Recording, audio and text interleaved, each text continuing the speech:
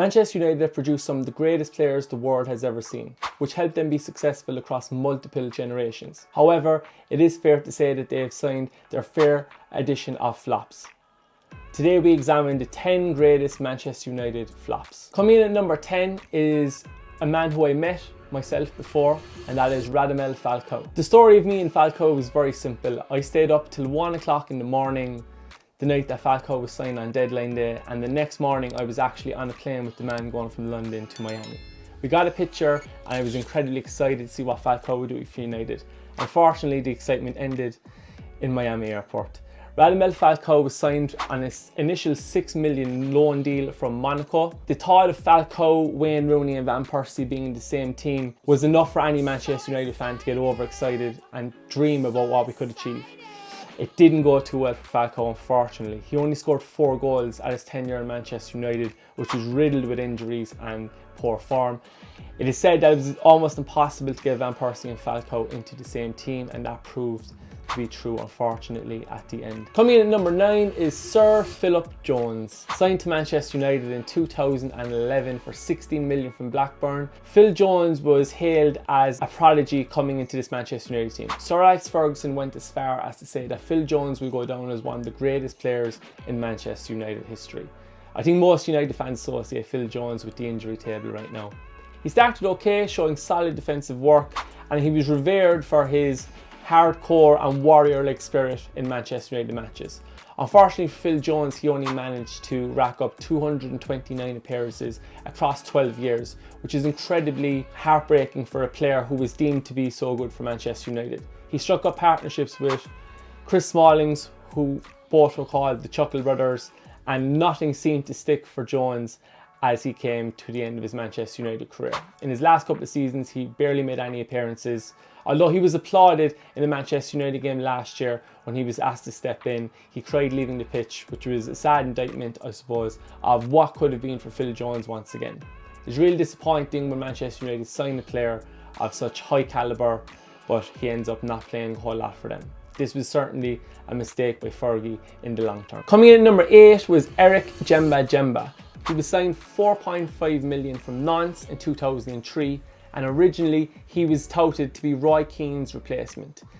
Eric Jemba only lasted 18 months at Manchester United, making sporadic appearances and not quite living up to the billing as the next Roy Keane.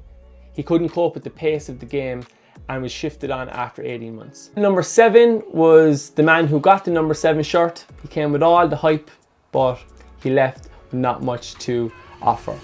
Memphis Depay.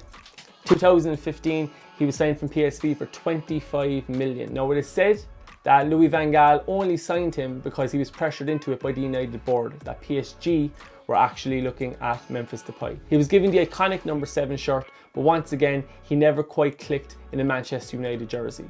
Some of the reasons for this, people say, was partying lifestyle, and he just couldn't adjust to life in England. Memphis Depay scored 7 goals, and once again he was let go after 18 months. An incredibly disappointing tenure in Manchester United for someone who was seen as the man to bring the number 7 shirt back to glory and to help bring titles back to Manchester United. Coming in at number 6 is the most recent man to play for Manchester United. Does he still play for Manchester United? It's Jadon Sancho.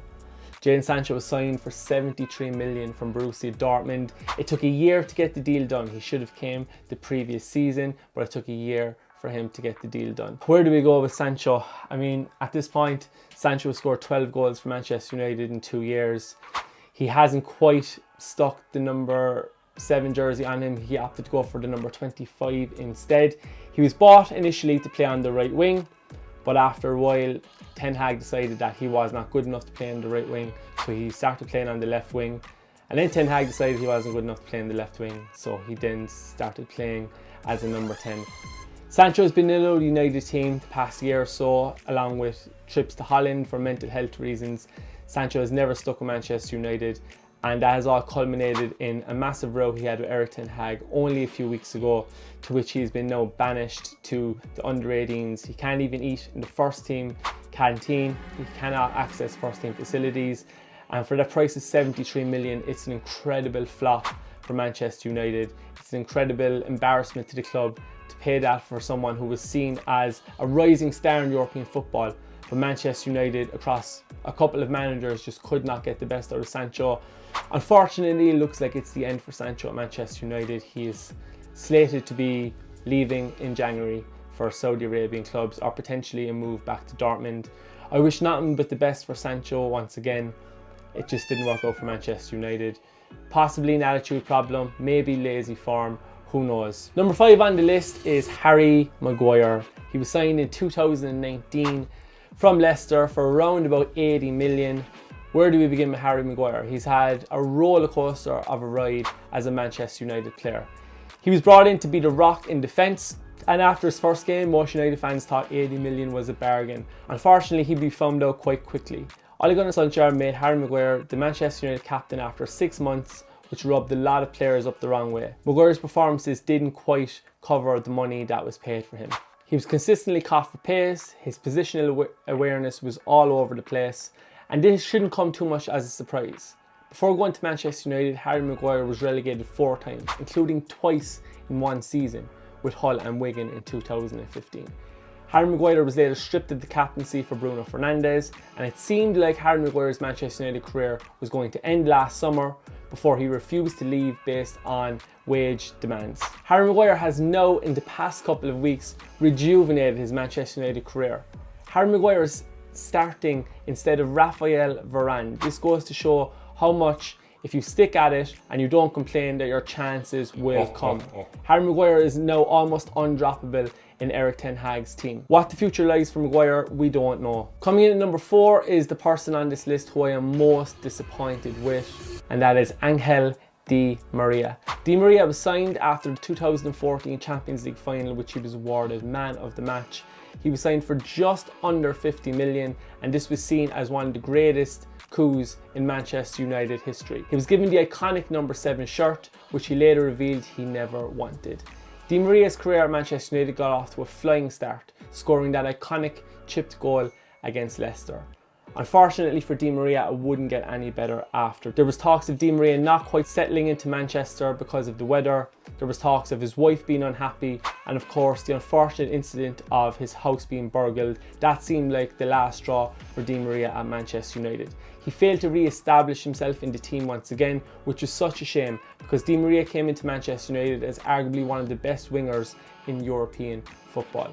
Coming in at number 3 is a man who I felt was the best player in the Premier League before he joined Manchester United, and that is Alexis Sanchez. He joined Manchester United in January 2018 and infamously said after his first training session that he wanted to leave, rip up his contract and go back to Arsenal. Sanchez came into Manchester United with a lot of pressure on his back. That infamous piano introduction video is now being shown across all social media sites and mocked towards Manchester United. Alexis Sanchez only lasted 18 months, scoring 5 goals, although he was pivotal in the Manchester United comeback against Manchester City, to which they won 3-2. His career at Manchester United never really kicked off. Some say the pressure of the number 7 jersey got to him, others say he never wanted to go in the first place, but what is for sure is that his transfer swap with Henrik Mkhitaryan is arguably the worst transfer swap in Premier League history. It's a shame to say Sancho is a flop at Manchester United because he's such a great player, but that unfortunately is true. The number 2 spot is held for one Sebastian Veron. He was signed in 2001 for £28 million, and a lot of people at the time said he was arguably one of the best defensive midfielders in the world in the Serie A for Lazio. Veron was seen as the ideal person to sit next to Roy Keane while Paul Scholes could go forward and join in on the attack. Unfortunately, the intensity of the Premier League was too much for Veron. He couldn't keep up with the pace and wasn't to be for him. His performances in the Champions League were somewhat better, which showed that the European style of play was more suited for Veron.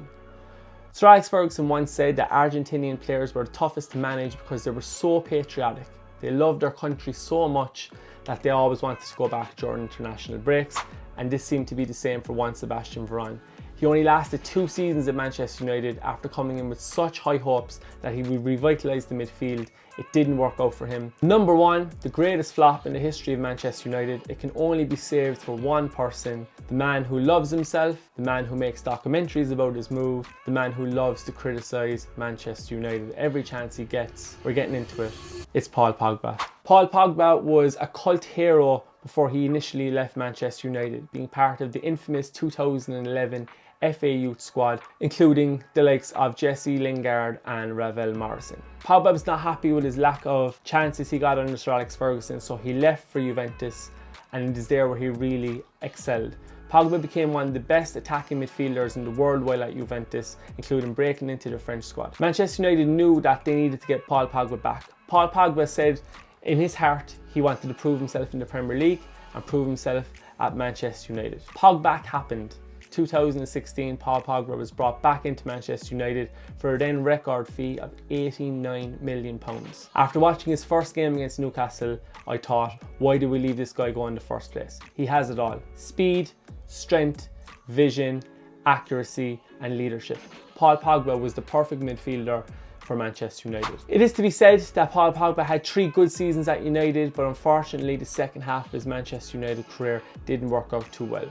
He was constantly in the media when he went away with the French squad, talking about his desire to go back to Juventus or try his luck with Barcelona or Real Madrid. It seemed like he was more interested in succeeding with France than he was for Manchester United. He did succeed with France. He won the 2018 World Cup and he was a pivotal player for them. But he just didn't seem to give the same desire for Manchester United. Manchester United bought several players to try and accommodate Pogba. They bought Matic, Ander Herrera was there, Daley Blind, Morgan Schneiderlin. Pogba played in the 6, played in the 8, he played in the 10, he even played on the left wing.